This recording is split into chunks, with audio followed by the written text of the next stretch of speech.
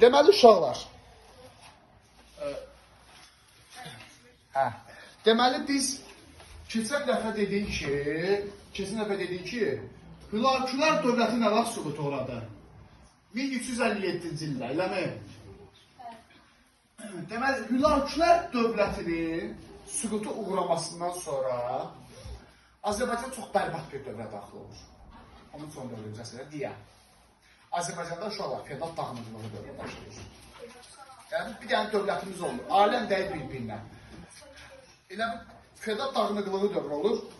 Yadillərin hamısı başlayırlar Azərbaycan torpaqlarına hücum eləməyə.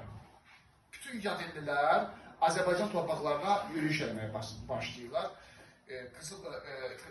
Birinci növbədə Qızıl Ordu Azərbaycana hücum elədi. 1357-ci ildə Hülaküləri süquta uğratdı.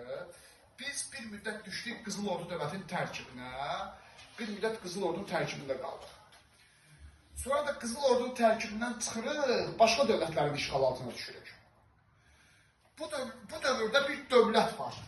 Adı belədir. Cəlalilər dövləti. Bax, bu indidən deyirəm, Xarəzmşah Cəlaləddinlə heç bir əlaqəsi yoxdur. Adından dediyiniz kimi, Xarəzmşah Cəlaləddin o Xarəzmşah hökümdarıdır.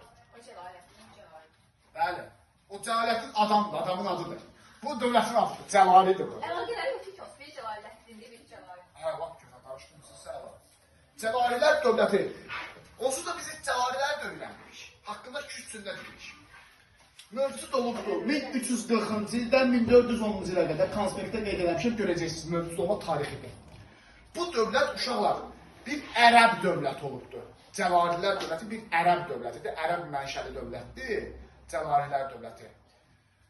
Və bu tərəfdə olub, Bağdad tərəfdə olub, Ərəbistan tərəfdə olub, bizim dövlət deyil. Prosta bizi işğal edibdir. Biz öz hakimiyyəti altına qatıbdıq, ona görə bunlar haqqında bir 3-4 cümlə öyrənirik. Bəli, yadındadır. Ərəbdilər. Cəlalilər dövləti. 1359-cu ildə bunlar gəlirlər Azərbaycan torpaqlarını tuturlar, yəni Təbrizi tuturlar. Kitabda bunlar belə yazıbdır. Uşaqları biraz saçdırır. Kürdən cənubdakı Azərbaycan torpaqlarının tutulması. Yaz ki, cənub Azərbaycan tutulması. Təxminən hamısı cənub Azərbaycan tutulması. 1359 Təbrizin tutulması.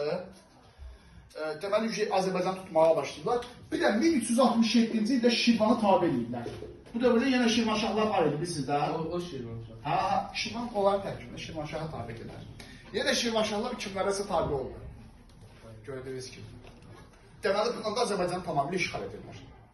Deməli, Azərbaycan Cəlalilər dövlətinin tərkibinə daxil olur. Eləmi? Bəs bizi işğal edən Cəlali hökümdarı kim idi? Şeyx Üveys. Cəlali hökümdarı Şeyx Üveys Azərbaycanı işğal eləmişdi. Azərbaycanı öz tərkibinə qatmışdı. Başa düşdünüz? Azərbaycanı işğal edən Cəlali hökümdarı idi. Şeyx Üveys. İşğal edib Azərbaycanı öz dövlətinin tərkibinə qatmışdı. Cəlali dövlətinin tərkibinə qatmışdı. Cəlalilər dövlətinin tərkibində olduğumuz ilk dövrlərdə müəyyən qədər yaxşı şeylər baş vermişdi Azərbaycanda. Çünki bu Şeyx Üveys biraz savadlı adam idi, yaxşı hökümdar idi. Müəyyən tədbirlər görüb. Məsələn, görəcəksiniz, abadlıq işləri aparıbdı. Sonra kitabxanalar açdırıbdı. Dövlətxana adlı bir saray tikdiribdi Azərbaycan ərazisində. Başa düşdünüz? Amma Şeyx Üveysin ölümündən sonra Cəlalilər zəifləyir və biz Cəlali dövlətin tərkibindən çıxırıq. Cəlali dövlətin tərkibindən çıxırıq. Belə bir hadisə var. Toxtamışın Azərbaycana hücumu. 1385-1386. Toxtamış kimdir? Qızıl Ordunun hökümdarı yadımıza gəlir. Deməli, bu Azərbaycana hücum edibdir. Azərbaycan tarixini keçirik.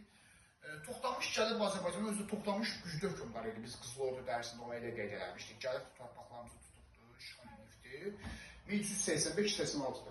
Amma çox qalmır. Bir ildən sonra qaçır Azərbaycandan, çıxır gedir 1386-da. Niyə? Çünki bu dəfə Əmir Teymurun yürüşləri başlayır Azərbaycana. Bəli, bunu yaxşı öyrənəcəksiniz uşaqlar. Əmir Teymurun Azərbaycana yürüşləri. Əmir Teymurun Azərbaycana 3 dənə yürüyüş olacaq. Birinci yürüyüş olacaq. Necə Monqollar Azərbaycana 3 dənə yürüyüş eləmişdilər. Teymurilər də Azərbaycana 3 dənə yürüyüş ediblər. Teymurlərin də hökmdarı Əmir Teymurdur. Teymuri dövləti yaradacaqlar. Öyle arasında topaldan ne istiyorsun? Bizə Baba ne topalıyor? etənizləri Kurazım Şahzade. Topal değil mi? Topal değil. Hə, topal idi. Keçəcək Teymurun rəsmi ayrıca bir tarix keçəcək. Əmir Teymurun birinci yürüyüşü, ikinci yürüyüşü, üçüncü yürüyüşü. Fikir verin uşaqlar.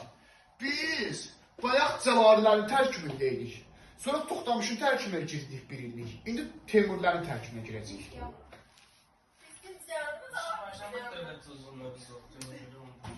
Hamısında aslı ala düşürdü işte. Maşallah hamısına tabi oldu. Biz Azərbaycanda feodal dağınıqlığı dövründə bir dövlətimiz yoxdur bizim. Hamısı da yadilidir bunların. Ona görə də bizdə dağınıqlıq dövrü olduğu üçün yadililər tez-tez ölkəmizə hücum edib bizi öz tərkibinə qatırlar. Birinci yürüyüş Teymurun Azərbaycanda birinci yürüyüşü 1386-89-cu illərdədir. Buna kitabda belə yazıblar. Teymurun Azərbaycana 3 illik yürüyüşü. Bu birinci 3 illik yürüyüşdür. 1386-89-cu illərdə baş tutubdur. Gəlir 3 illik yürüyüş edibdir Azərbaycan ərazisinə və başlayıb torpaqlarımızı işğal eləməyə. Teymur dünya fatih edir uşaqlar. Bəşər tarixini gördüyü ən qüdrətli hökmdardan biridir, Cengiz xan kimi. Gəlibdir bütün torpaqlarımızı işğal edibdir və 50-cə qalası istisna olmaqla bütün Azərbaycan torpaqları Teymurlərin tərkibinə daxil olubdur. Ayrıca kalsın ya. 50-cə qalası Naxçıvandadır. Orada Teymura qarşı güclü bir müqavimət var idi. Teymura qarşı güclü bir müqavimət var idi. Teymur əslində tutacaq Əlincəni, mühasirəyə alır. Prosta biraz vaxt lazım idi Əlincəni tutmaq üçün. Amma belə olanda 1387-ci ildə bu düşməni var, Toxtamış. Buxara və Səmərqəndə hücum edir Özbəkistan ərazisinə. Teymur da gedir Toxtamışın üstünə. Oğlu Miranşahı buraxır. Deməli, Miranşahın hakim olduğu dövr. Miranşah kimdir? Teymurun böyük oğludur. Deməli, Teymur özü heç burada qalmayıbdır 89-a qədər. Əlincə istisna olmaqla bütün torpaqlarımızı tutur, gedir Toxtamışın üstünə oğlu Miranşahı buraxır. Çox maraqlı obrazdır Miranşah. Teymurun böyük oğludur. Biraz ərki oyun adam idi. Bunda bir musiqiçisi var idi. Əbdülqadir Marağayi, muğamın banisi. Şeyx Səfiyyət Ürməvi ilə bir yerdə. Adını bilmeliyiz. Yox, adını bilmirsən.